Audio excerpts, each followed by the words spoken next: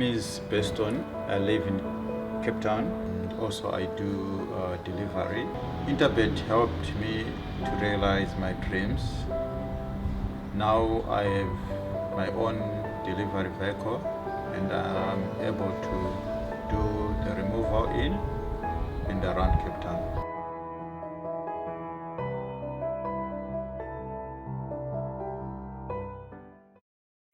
Race number 5 on the program, the start of Jackpot 2 over the 1400 meter trip. You need to get your bets on by 3 o'clock on the afternoon. This is the Fillies and Mares 64 handicap, where your favorite is number 8, Hatter, at 5-2. It's then 28-10, Blush of Dawn, 33-10, Birdwatcher, 9-2, About Sky Cafe, and 6-1, and Better About those. Now, Birdwatcher finally got it right last time out when beating Blush of Dawn. Looked to be the ideal race for her, and she came through with flying colours to get the job done.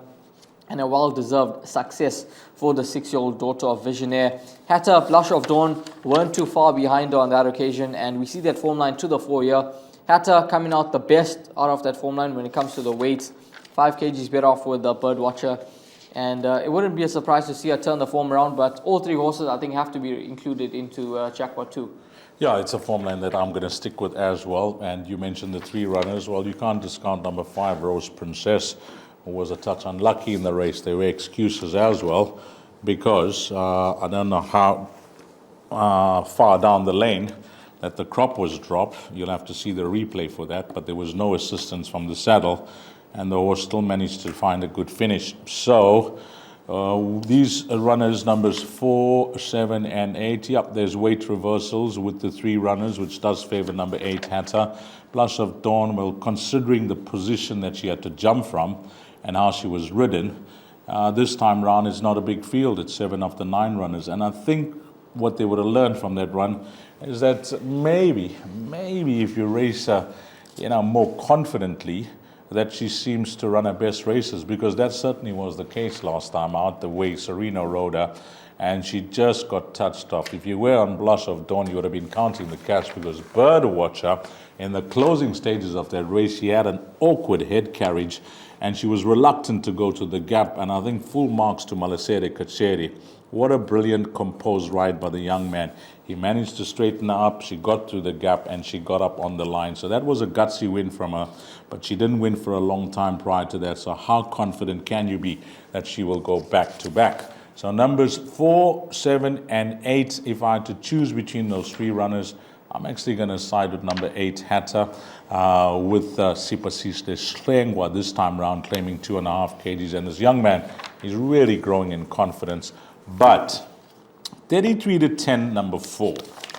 Number 7 at 28-10. Number 8 at 5-2. What is the price of number 5? Did you take it down, Ryle? Yeah, that's a rough in the race, 16-1. I mean, 16-1, it's just unbelievable. I got the same price that I've taken down. Of course, we take our betting from Hollywoodbets, who are proud sponsors of the betting on Gallop TV. Yeah, 16-1. When you look at that last start and you really try to analyze it and see that, the crop was dropped, the horse was reported coughing, and wasn't too far back behind numbers 4, 7, and 8, then that certainly becomes the value. I'm not saying to have a go on the head, but maybe trifectas and quartets, even the exactas. And if she has to win, well, you'll be foolish to ignore her, that she comes from that form line. And the pluses, look at her rating as well. I mean, that has come down dramatically now. She arrived in the province of a 72, and with those runs, she's now for 59. So that is my roughie in the race, number 5, coming from that form line. But I think those 4 horses, if you're looking for a result, number 5 will be the best result for you. Yeah. But those 4 horses, good enough. Yeah, absolutely. If you're going to go with the form line, you have to include all 4. You can't just discount a certain runner or 2, and because then those runners that you discount come through to win. But those 4 horses seem to be good enough in race number 5, which is the start of Jackpot 2. And Dee's mentioned number 5, Rose Princess at 16-1, could certainly represent tremendous value.